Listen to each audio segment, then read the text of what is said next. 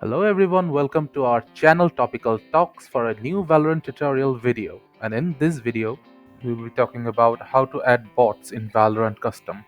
So first, let's boot up Valorant, click on play. Now select practice, shooting test and enter range.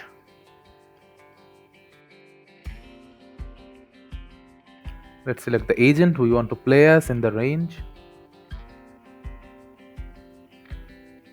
Now click the practice icon. Now the bots will appear in the range.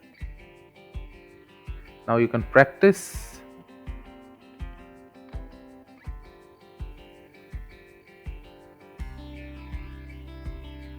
Also, here is a bot to practice your spraying patterns on from any range. Click on the bot icon.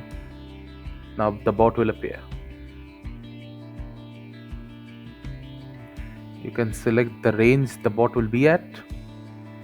Then you can practice at any range with this bot.